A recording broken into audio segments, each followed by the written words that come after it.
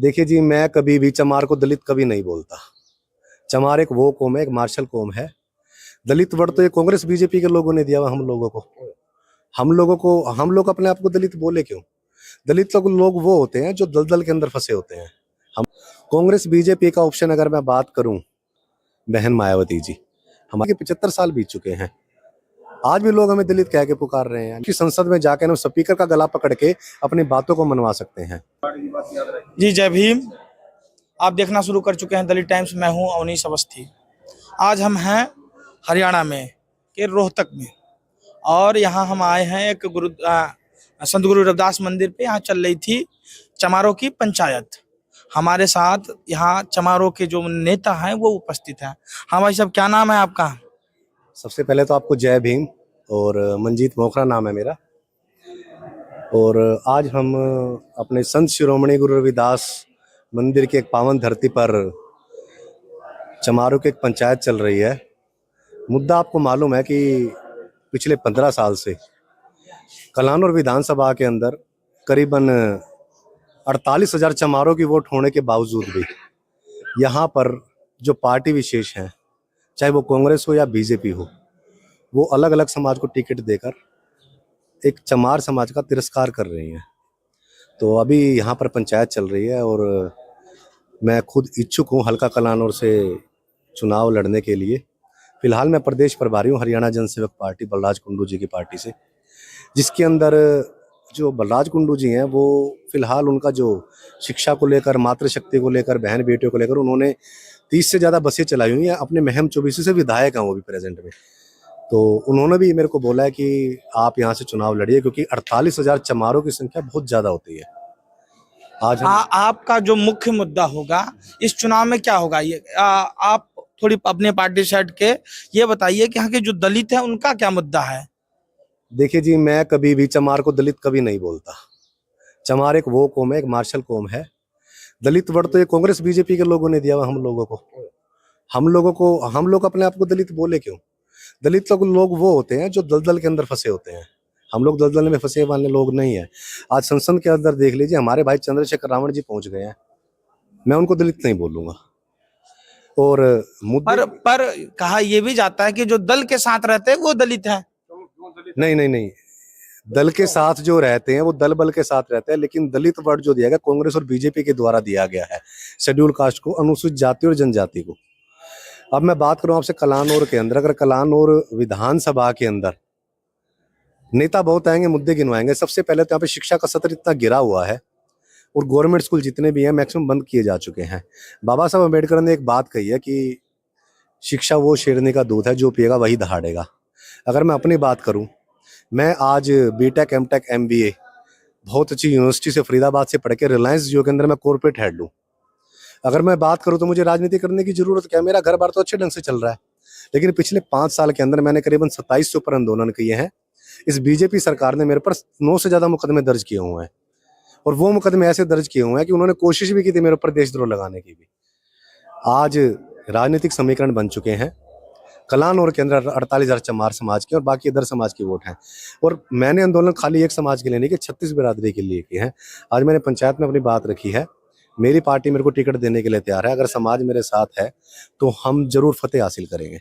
आपको क्या लगता है, आपका समाज आप पे विश्वास जता पाएगा? विश्वास क्यों नहीं जताएगा? हम शुरू से बाबा साहब अम्बेडकर और सर छोटू राम के अनुयायी हैं।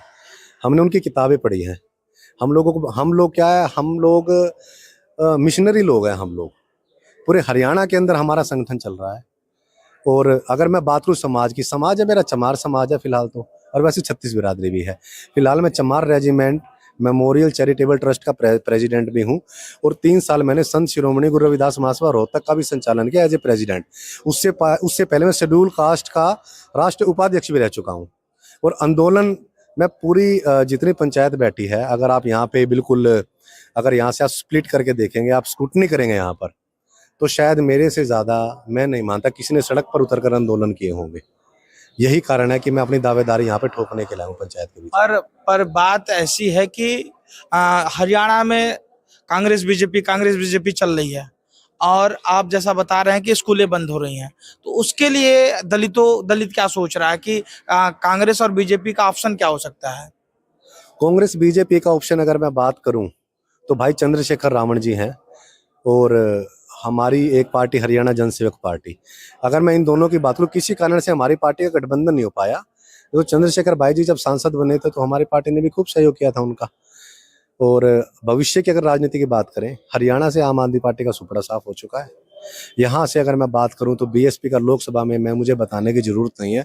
हालांकि वो हमारे समाज की नेता हैं, बहन मायावती जी हमारे समाज के नेता हैं और हम उनको शुरू से फॉलो करते आ रहे हैं। और चंद्रशेखर जी भी हमारे समाज के नेता हैं। लेकिन मैं एक बात कहना चाहूँगा कि कब हमारे लोग सोचे कि कांग्रेस बीजेपी से आज़ादी के 75 साल बीत चुके हैं, आज भी लोग हमें दलित कह के पुकार रहे हैं, लेकिन हम लोग सक्षम हैं, हम लोग संपन्न हैं।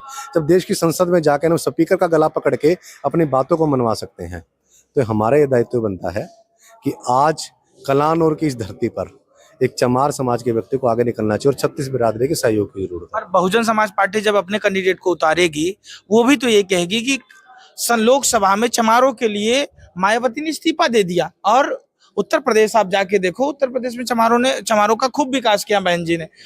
उनका कैंडिडेट भी तो ये गिनाएगा, मायावती के द्वारा किए गए चमारों पे जो एहसान है या काम है वो भी तो गिनाएगा।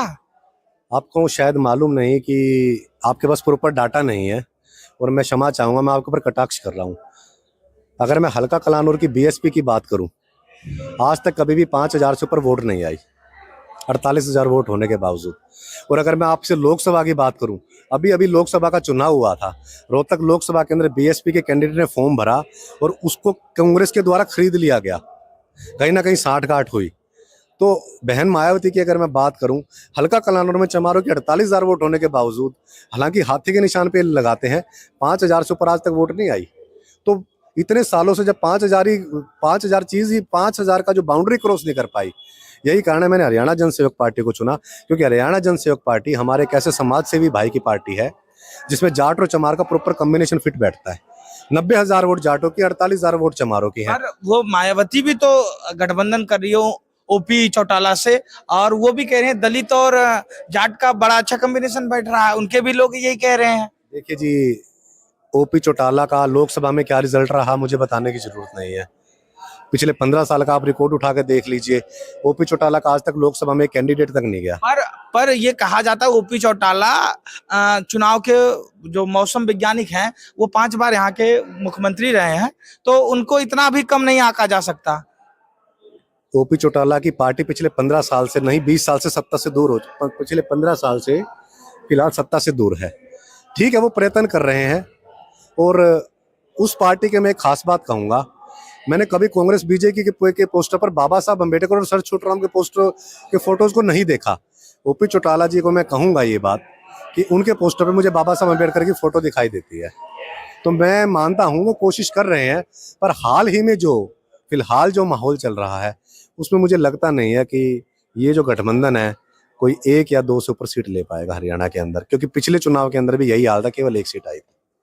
ये थे हमारे साथ मंजीत मोखरा जी, जो हरियाणा जनसेवक पार्टी के प्रदेश उपाध्यक्ष है, और ये इस विधानसभा से चुनाव की दावेदारी भी कर रहे हैं। आप देखते रहिए दलित टाइम्स, हरियाणा के हर विधानसभाओं से आपको खबर दिखाते रहेंगे।